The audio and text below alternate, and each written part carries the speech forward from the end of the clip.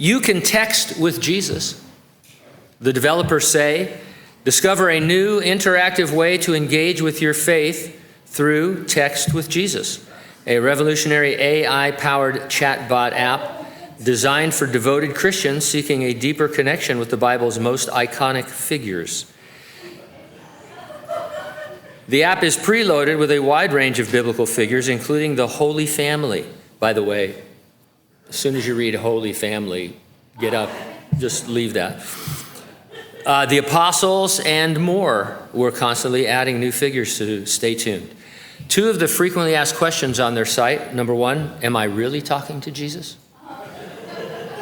Our app is a tool for exploration, education, and engagement with biblical narratives, and it is not intended to replace or mimic direct communication with divine entities, which is a deeply personal aspect of one's faith. The AI-powered app does not claim to provide actual divine insight or possess any form of divine consciousness, but simply uses its language model to generate responses based on a wide corpus of biblical and religious texts. The purpose of the app is to stimulate reflection, deepen understanding of religious texts, and encourage meaningful conversations about faith. Their second most frequently asked question, can I really chat with Satan? Satan is included in the app to provide a comprehensive understanding of biblical narratives, reflecting the character's role as described in the Bible. However, interaction with Satan is turned off by default and must be manually enabled by the user if they choose to engage with him. The Bible has a name for this type of thing, and it's called idolatry.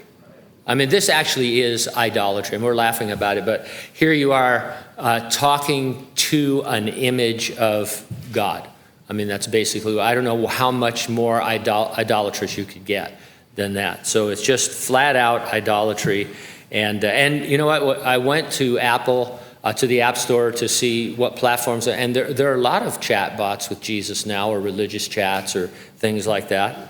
In fact, there's a guy, Anthony Levandowski, he's an AI pioneer. He launched an AI religion. It's called the Way of the Future.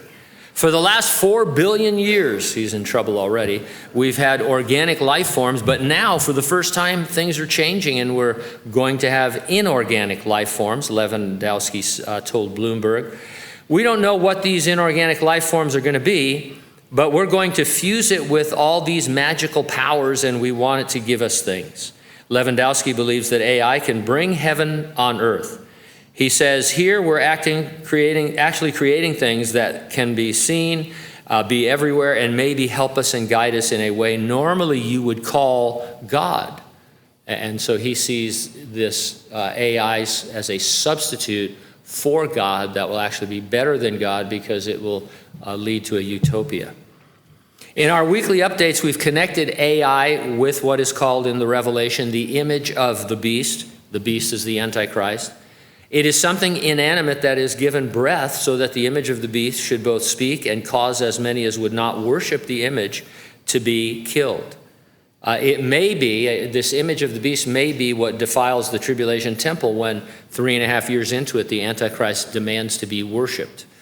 It's easy to see how most of the global population will go along with it if they have been texting with Jesus and Satan for a few years and doing these other role play things. And, the world outside of Christians and Jews will be ready for idolatry. And so that's what the world is going to. And, is AI the thing that will power that image? We're not really saying that, but we are saying it's exactly the kind of development we expect from reading the Bible. I mean, when you're a Christian and you read that, you think, oh my, this is so much like what is going to happen in the Revelation.